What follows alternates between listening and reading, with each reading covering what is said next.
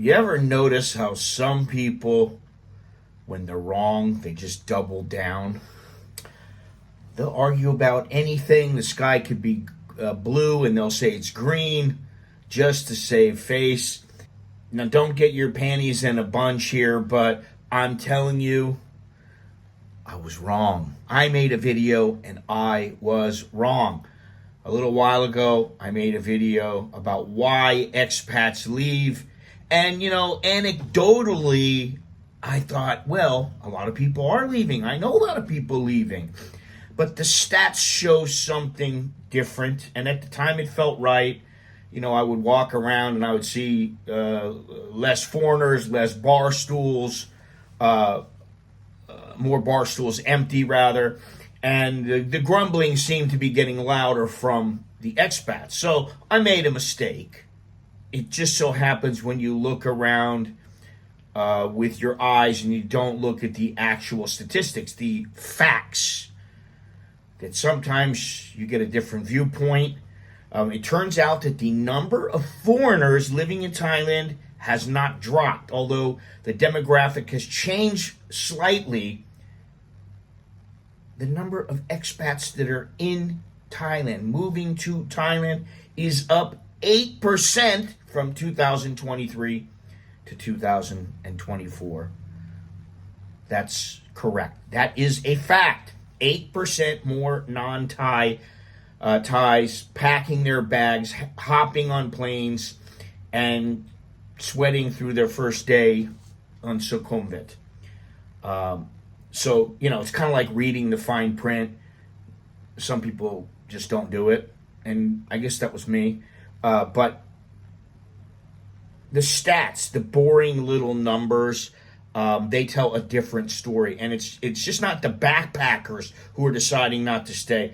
Thailand introduced the long-term resident visa, or the LTR. It lets you stay for 10 years if you qualify. Not 90 days, not 6 months, 10 years. And guess what? 7,000 people have already applied. That's not just some guy showing up with a backpack and a dream. This is people with real paperwork, a real commitment, and they have probably read all the instructions. Then there's also the DTV, the Destination Thailand visa, and you know what that gets you? 5 years of bouncing in and out of Thailand while pretending you're working on a laptop, but over 11,000 approvals already. And by the end of 2024, somewhere in the neighborhood of 50 to 60,000 people coming in on that visa alone. Boy, I was really wrong, huh? That's a lot of frappuccinos and half-finished screenplays or whatever you want.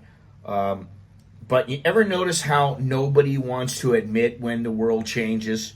I mean, Thailand has changed. We got to admit that. It isn't going to stay like it was forever. Like everybody thinks, oh, well, change is bad. It's not always bad. Sometimes it's good. And Thailand is not some frozen postcard from the 80s or the 90s. When I first came here, there was no such thing as YouTube. Now there's YouTubers.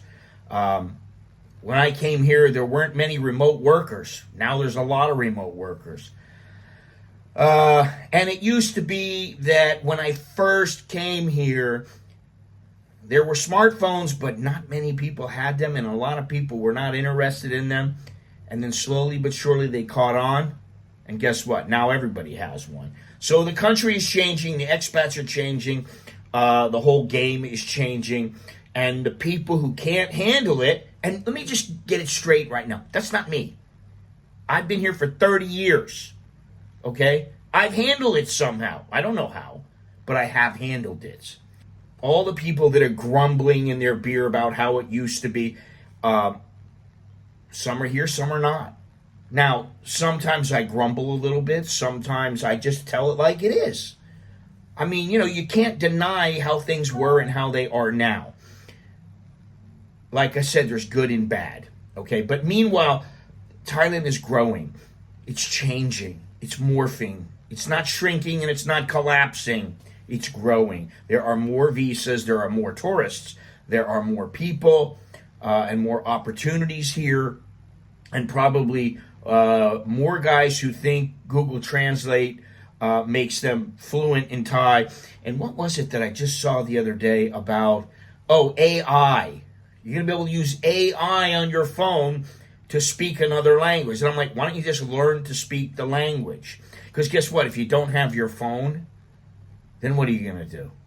Oh, let me just get my phone. Well, you don't have your phone. I mean, you can do it, but what happens if you don't have the phone? What happens if you're out in the middle of nowhere and there's no 4G, no 5G, no Wi-Fi? You're like, I can't do it. Maybe you're going to do it offline. I don't know. I really don't know. But I would say learn how to speak the language. I always say that, but I just think it's better. Learn how to speak the language. Learn how to speak a language besides your own. You ever notice how paradise always seems to have construction noise? And that's progress.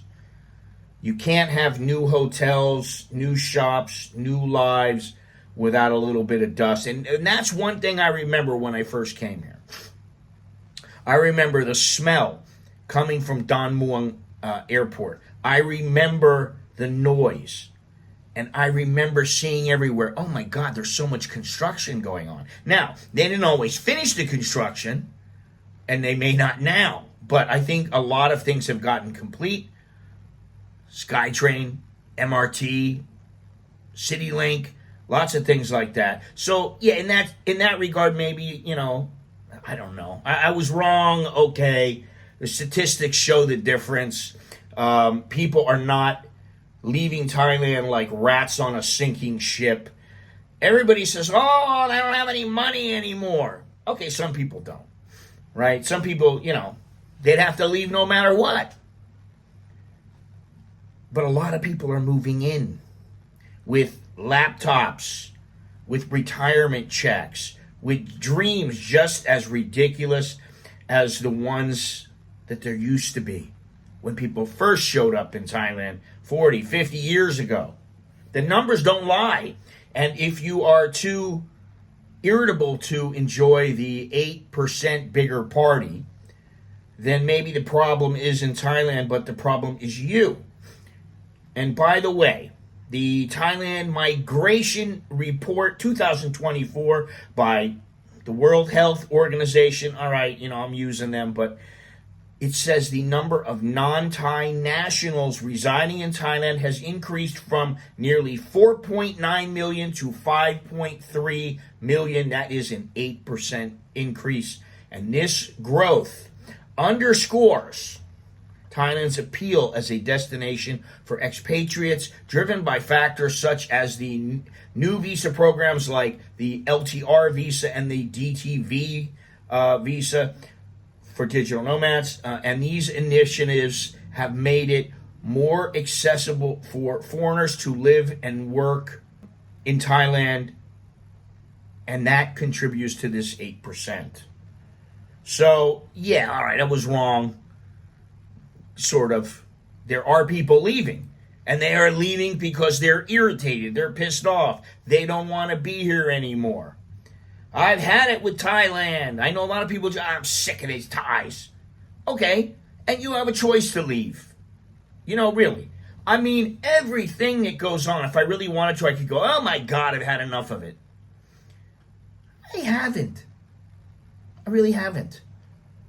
I haven't had enough. Maybe I'm a glutton for punishment. I don't think so. Okay? I have a good life here. I have a family here. I don't want to leave. If I do leave, if we leave, it's not going to just be me. If we leave, it's going to be because we want to go somewhere and stay there part-time. That's about it. So, anyway, I was wrong there. I apologized. And I am Scott. I'm an American in Bangkok. If you like this video, then smash the like button, hit subscribe, hit the notification bell, or don't. Just watch, whatever you want to do. It's still a somewhat free world. But anyway, choke di leo jerk and my, and what does that mean? It means good luck and see you again. Until next time. So there you have it. Take care.